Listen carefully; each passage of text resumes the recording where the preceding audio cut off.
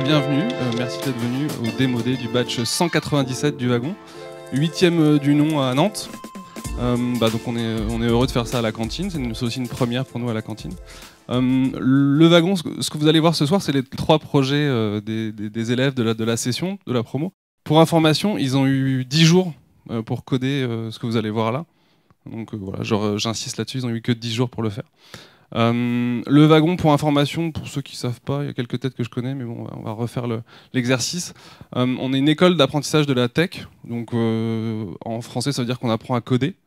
Et plus spécifiquement, on apprend à construire des produits web. Donc ça c'est notre particularité. L'autre particularité, c'est qu'on a une formation intensive, donc un bootcamp, ça dure 2 mois, on apprend à coder en 2 mois. C'est assez rapide, c'est assez intense.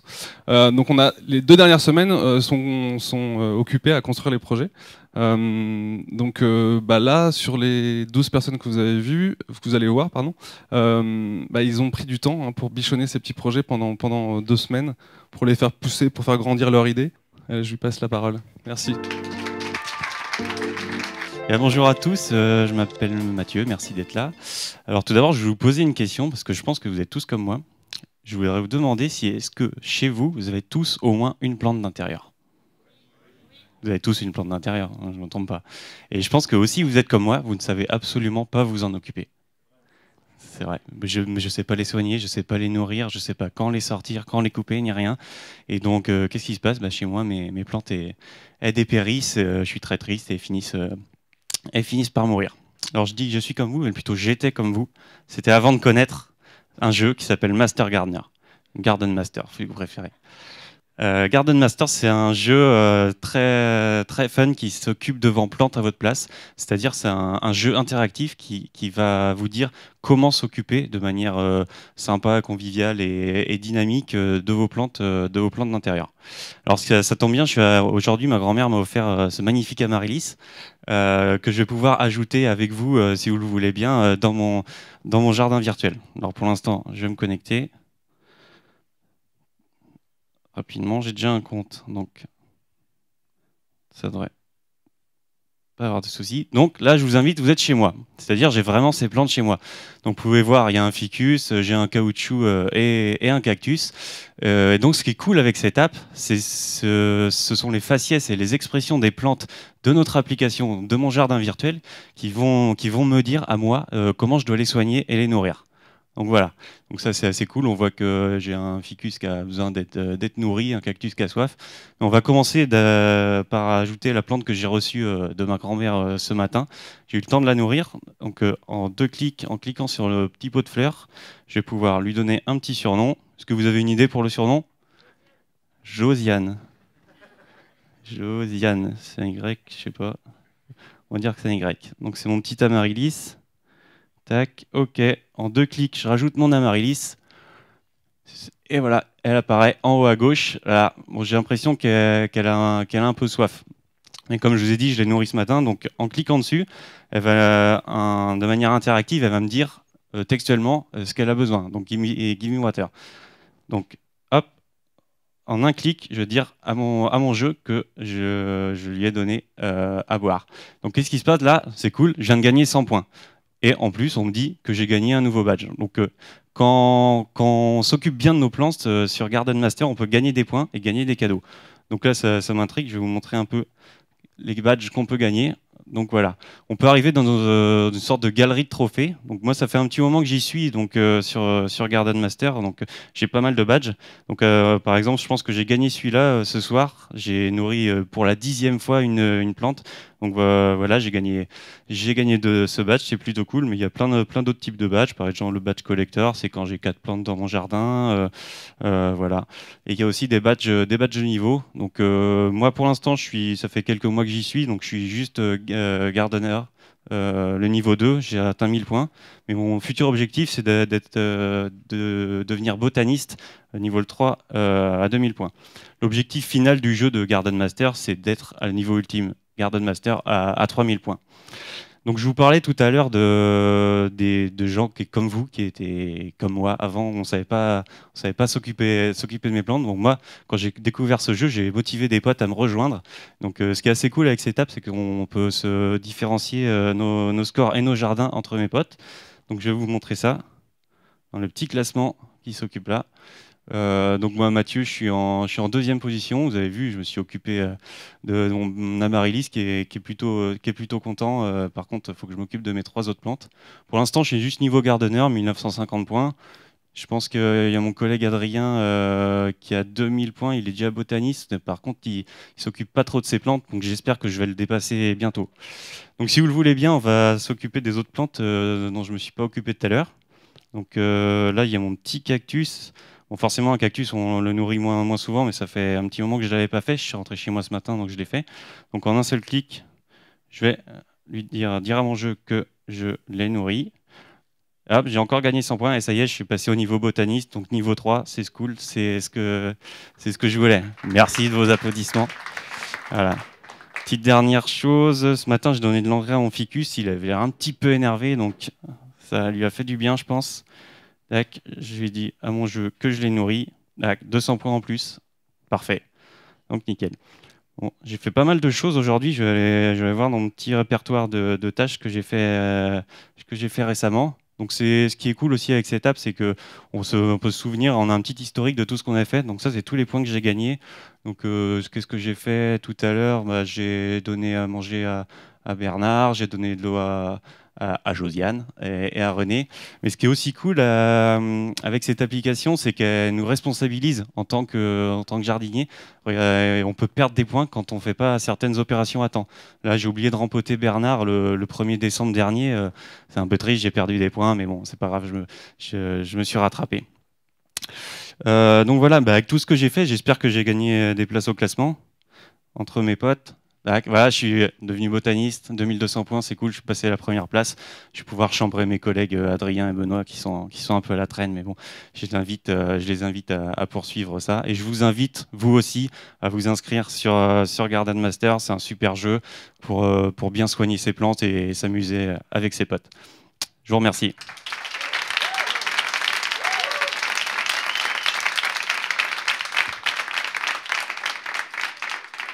Vous avez des questions?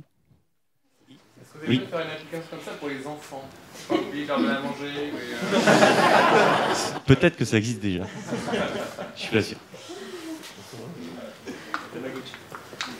Les designs de plantes, les animations d'usage et tout, c'est vous qui les avez fait? Oui, c'est nous qui les avons fait. C'est des SVG, on les a animés. Il y a 5 animations différentes, plus des états d'esprit, des humeurs particulières.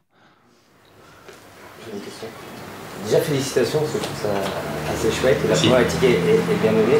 Par contre, moi, ce que je voulais savoir, c'est est-ce que vous donnez aussi des conseils sur le dosage d'eau, d'engrais? Parce que si je mets trop d'eau et qu'il meurt. Pas encore, on a des conseils spécifiques pour chaque espèce, mais en dosage, en capacité de dosage, non, on ne le fait pas encore. D'autres questions peut-être? Elle vient d'où toute l'information de quand il faut nourrir quelle plante?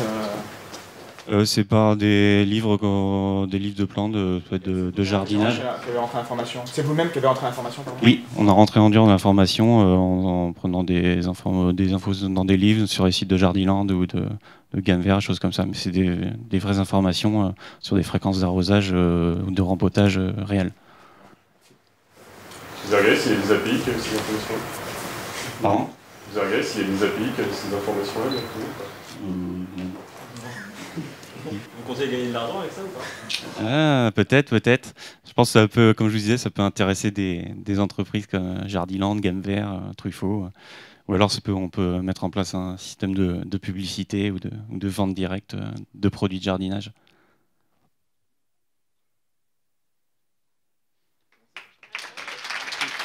Merci.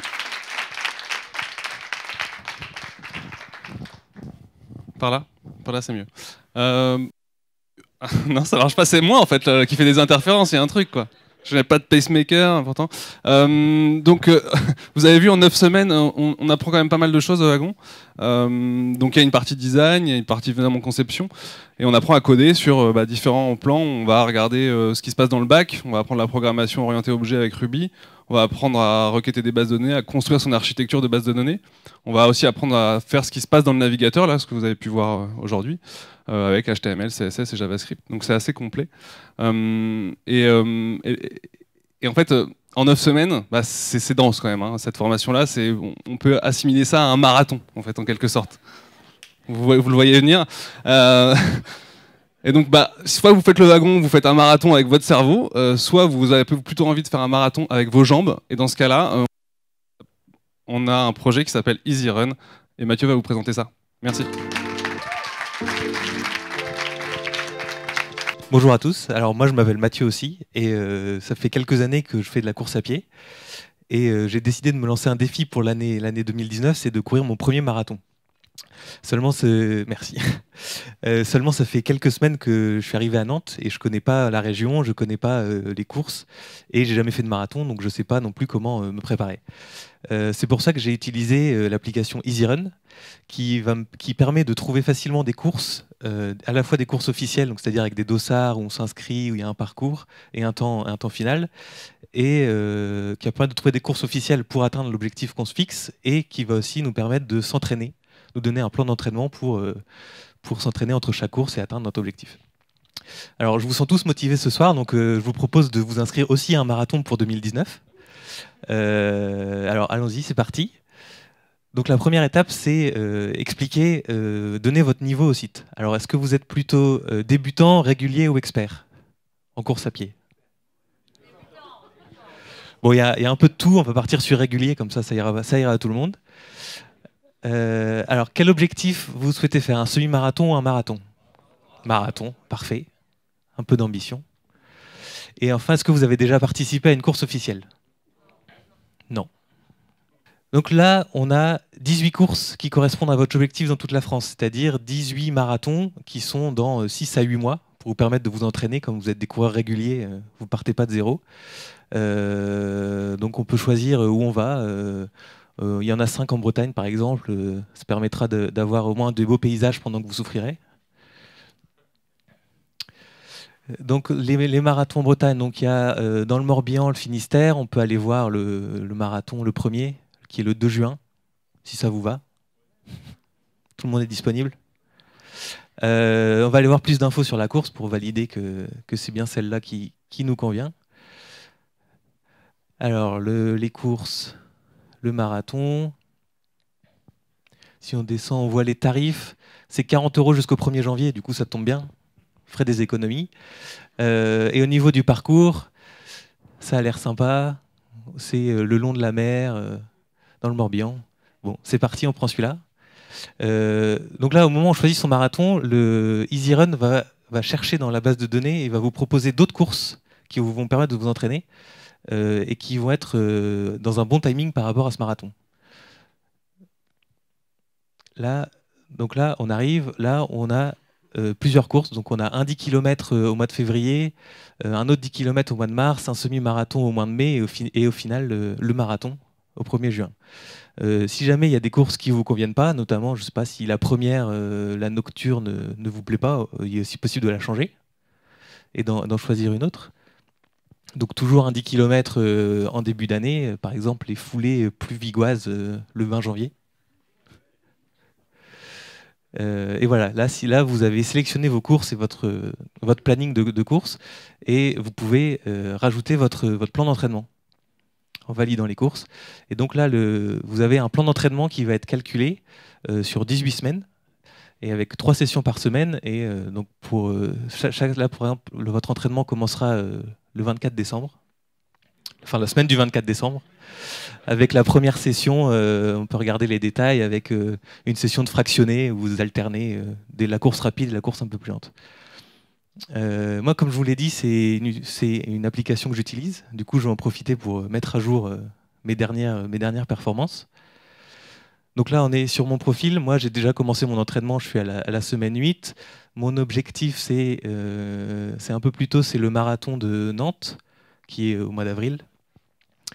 Et j'ai fait une course il y a quelques semaines, donc je vais pouvoir ajouter mon temps.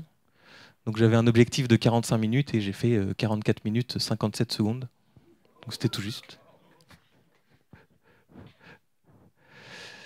Et ma prochaine course, le 10 février, j'ai acheté mon dossard, du coup, je vais le notifier sur l'application. Il ne me reste plus que 58 jours pour m'entraîner. Voilà, je vous invite donc à vous inscrire sur EasyRun et à choisir votre prochain objectif, et puis on se donne rendez-vous sur la ligne de départ.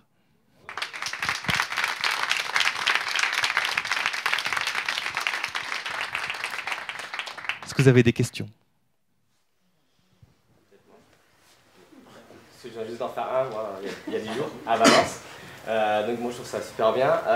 Par contre, est-ce que tu as pensé aussi à travailler tout ce qui est plutôt comment ça s'appelle, récupération et surtout nourriture, parce que c'est aussi très important dans le running de savoir comment on doit s'alimenter, qu'est-ce qu'on y fait avant. Pas pour l'instant. D'accord. C'est juste l'entraînement et les courses pour l'instant. Mais je pense que c'est aussi Ouais, la préparation. Mais c'est très très bien. On revient la semaine prochaine. Et niveau rémunération, en fait, comment est-ce qu'il y a des partenariats avec les marathons, chef de salle réservé? Alors pour l'instant non, mais c'est quelque chose qu'on pourrait envisager, ou faire une formule, un type d'abonnement qui donnerait des réductions sur certaines courses. Et est-ce qu'il y a un profil où il faut rentrer, je sais pas, le poids de la personne, la taille, l'âge? Non, pour l'instant le profil c'est juste les 3 questions du début. C'est juste débutant, et en fait ça va conditionner la date du marathon, de votre objectif. Si vous êtes débutant, le marathon sera plus tard que si vous êtes un expert. Vous faites comment pour récupérer les données des courses, en fait, et pour être sûr que vous avez toutes les courses? Alors on s'est branché sur le site de la Fédération française d'athlétisme, donc oui, qui répertorie toutes les courses officielles en France. Il y en a à peu près 6000 par an. Si je n'arrive pas à atteindre certains objectifs, est-ce qu'il va me conseiller de repousser un marathon? Alors vous avez la possibilité d'ajouter des courses. Si jamais vous sentez que vous n'avez pas atteint vos objectifs sur une course, vous pouvez en rajouter des courses intermédiaires pour vous entraîner. Et après, vous avez toujours la possibilité de décaler le marathon si vous sentez que... D'accord, mais l'application ne va pas me proposer de décaler en disant là, t'es un peu nul. Pas encore. Pas encore. On peut en reparler la semaine prochaine aussi.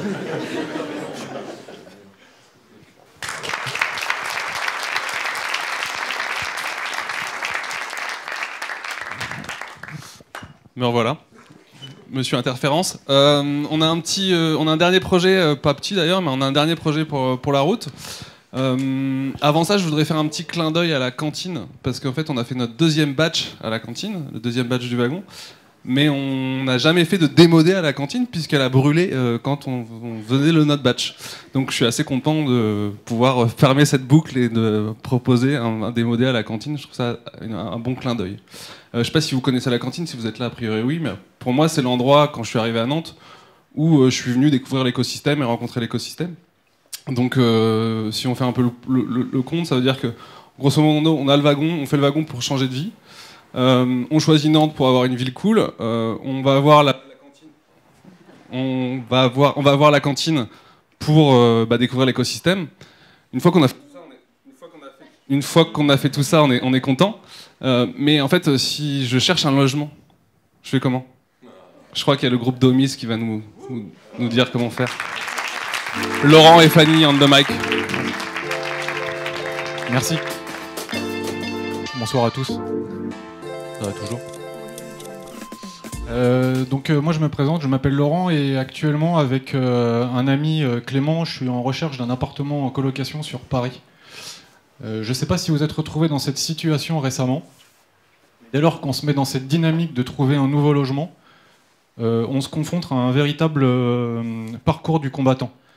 En fait, il faut, au-delà du fait de récupérer tous les documents nécessaires pour constituer notre dossier, qui, soit dit en passant, d'une agence à l'autre n'est pas toujours le même, il faut ensuite transférer ces informations aux agences,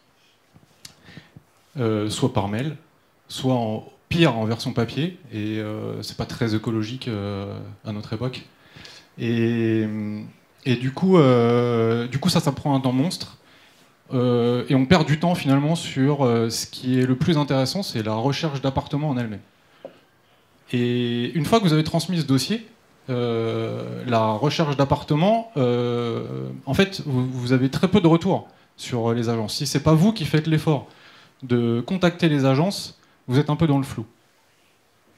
Mais ça, c'était avant que je connaisse les services proposés par Omis.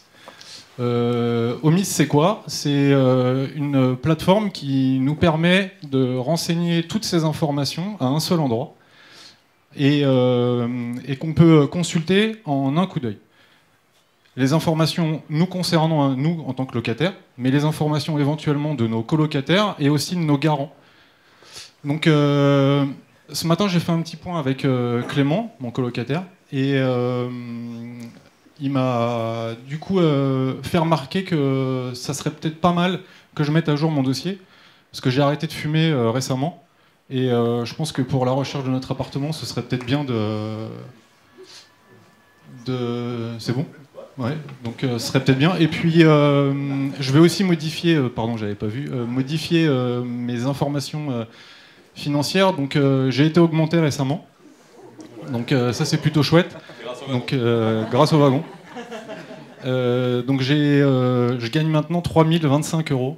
Bon, c'est pas énorme par rapport à ce que j'avais avant, mais en augmentation, hein, je parle. Hein. Mais c'est déjà pas mal pour Nantes. Donc voilà, donc à un seul endroit, en fait, je vois que mon dossier est complété, je vois que celles de mon garant le sont aussi, et ça, c'est ce que peut voir l'agence. L'autre avantage de Omis, c'est qu'on peut mettre dans une liste de favoris les appartements qu'on a repérés sur Se Loger, par exemple. Donc justement, avec Clément, on a repéré un nouvel appartement, qui est celui-ci. Donc 4300 € de loyer. Heureusement que j'ai été augmenté. Donc, il suffit, grâce au petit plus qui est là-haut, de saisir, de copier-coller l'URL de Se Loger, de l'ajouter, et on récupère tout de suite une petite carte avec toutes les informations qui sont fournies par Se Loger. Et finalement, tout est centralisé au même endroit. Donc, puisque je suis là, je vais pouvoir candidater sur cet appartement. Et ça va directement envoyer un mail à l'agence qui va recevoir l'information comme quoi moi, je postule pour cet appartement. Et l'agence pourra éventuellement me répondre directement sur la plateforme. Vous voyez que j'ai d'autres appartements. J'ai un appartement en cours, l'appartement de 2 pièces. Bon, celui-là, il est un peu petit, c'est vrai, surtout pour 2, mais en ce moment, le marché à Paris est un peu tendu. Donc, on a pris ce qu'il y avait, et puis il y avait une belle exposition lumineuse, donc on va saisir l'occasion. J'espère que l'agence va être réactive et qu'elle va pouvoir nous répondre rapidement. Donc, on va attendre, peut-être qu'on aura des nouvelles d'ici tout à l'heure. Merci. Bonjour à tous, moi c'est Fanny. Je suis actuellement agent immobilier chez Flatlooker, qui est une agence immobilière basée sur Paris. Et c'est vrai que nous, on avait 3 problèmes majeurs. Le premier, c'était le fait on a un vide au niveau du suivi des dossiers de candidature. On reçoit une tonne d'emails le matin, on n'a pas le temps de tous les traiter, on n'a pas le temps de tous les consulter. Et puis en plus, ces données-là, elles ne sont pas centralisées. C'est-à-dire qu'on a plusieurs biens à gérer, il y a plusieurs candidatures sur ces biens-là, donc on s'y perd un peu. Et le troisième problème, c'était aussi le fait que nos dossiers, ils sont pas toujours complets. Donc on passe beaucoup de temps à appeler les personnes qui candidatent pour leur demander de nous envoyer telle pièce manquante, etc. Du coup, on a décidé de travailler avec Omis. Tout récemment, on s'est créé un compte et justement, là, on va aller sur notre profil pour voir un peu quelles sont les nouveautés vis-à-vis de nos biens en location. Donc, comme vous pouvez le voir, c'est top. En un coup d'œil, j'ai tous mes biens en location. Et ce qui est génial, en fait, c'est que moi, j'ai rien ajouté. C'est pas moi qui ai ajouté mes appartements, c'est la plateforme qui ajoute automatiquement mes biens en location pour moi. En plus, par exemple, en un coup d'œil, je vais pouvoir voir sur le deuxième appartement qu'on a en location qu'il y a 8 personnes qui sont intéressées par ce bien, qu'il y a 2 nouvelles candidatures, qu'il y a eu 3 visites. Il y a un de mes collègues qui est en train de vérifier sûrement un dossier. Donc voilà, c'est très pratique. Alors par contre, évidemment, moi, je gère pas tous les biens en location de l'agence. J'en gère quelques-uns, et j'en gère 2 notamment. Donc le premier, qui a la référence, je crois, FLTK 01290. Et oui, je connais mes dossiers. Donc voilà, donc ça c'est mon appartement. Je vais aller voir... non, j'ai dû me tromper. C'est pas le premier que je voulais regarder. Non, je ne voulais pas celui-là. Je voulais le FLT 01216. Voilà. Et je vais aller voir un peu plus en détail ce qui se passe. Ah bah super, j'ai une nouvelle candidature. Je vois que c'est 2 colocataires qui sont tous les 2 en CDI. Voilà, on a le total des salaires, bon bah c'est top. Mais par contre, ils me disent quelque chose. Je crois que c'est 2 personnes qui ont déjà candidaté pour un bien que je gère. Donc bah, ce que je vais faire, c'est que je vais les mettre en attente. Mais de toute façon, j'ai leur numéro de téléphone. Donc dans tous les cas, je les appellerai cet après-midi si jamais ils veulent visiter le bien. Après, j'avais une visite hier. Alors hier, ça s'est super bien passé. Il a adoré l'appartement. Donc ce que je vais faire, c'est que je vais télécharger son document pour pouvoir vérifier ses pièces cet après-midi. Et puis je vais mettre le statut en vérification. Comme ça, ça pourra prévenir la personne que je suis en train de consulter son dossier. Voilà. Et au niveau des vérifications... ah ouais, non, le premier là... alors, super salaire, mais le dossier avec des pièces pas du tout conformes. Donc on va refuser ce dossier, malheureusement. On va devoir le refuser. Voilà, donc au niveau de ce bien, je crois que j'ai terminé, j'ai fait le tour. Et puis on va aller voir mon deuxième appartement, du coup, qui est cette fois-ci le FLTK 01290. Et alors celui-là, donc on va aller voir plus en détail. Ah oui, j'avais un dossier en vérification. Ah bah justement, c'est les 2 colocataires dont je parlais tout à l'heure. Et ça s'est super bien passé, les dossiers étaient complets, j'ai tout vérifié. Donc celui-là, je vais le valider. Voilà, en espérant avoir un retour très vite des 2 colocataires pour savoir si ils veulent ce bien ou non. Ça tombe bien, je viens d'avoir un message de mon colocataire, Clément, qui me signale qu'il a eu un coup de fil de l'agence et a priori on aurait été pris sur l'appartement, un des appartements qu'on a sélectionné. On va juste regarder ça rapidement avant de vous libérer. Effectivement, on a été accepté sur cet appartement. Bon, alors c'est le plus petit, c'est dommage. Mais c'est pas bien grave, pour l'instant ça va faire l'affaire. Donc je vais m'empresser de passer un coup de fil à l'agence et puis on va s'organiser pour récupérer les clés. Voilà, merci à tous pour votre écoute.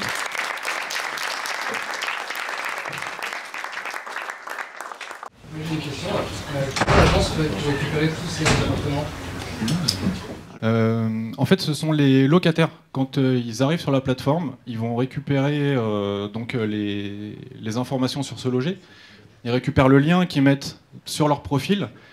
Et grâce au numéro RCS qui est unique par agence, en fait, l'agence, lorsque elle va se connecter, elle va créer son compte, elle est obligée de rentrer ce numéro RCS et elle récupérera automatiquement tous les biens qui ont été renseignés par les différents locataires. Donc finalement, l'agence, elle a assez peu de choses à faire, si ce n'est faire de la sélection de dossiers et du tri. Vous imaginez utiliser d'autres sites que ce loger comme base de données? Éventuellement, oui. Et deuxième question, vous pensez que c'est faisable de gérer ça pour les gens, les particuliers qui louent leurs biens? Oui. Oui, tout à fait. En fait, il n'y a aucune contrainte en fait, pour que les particuliers puissent le faire. Il faudrait juste rajouter cette option au niveau de la création du compte, plutôt que ce soit une agence, que ce soit un particulier, dans la partie professionnelle.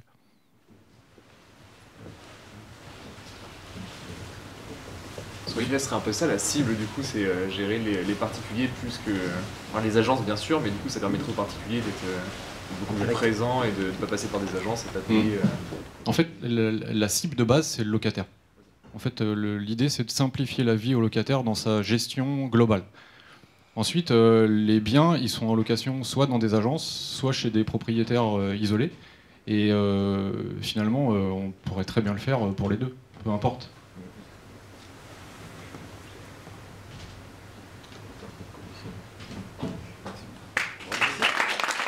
Merci à tous.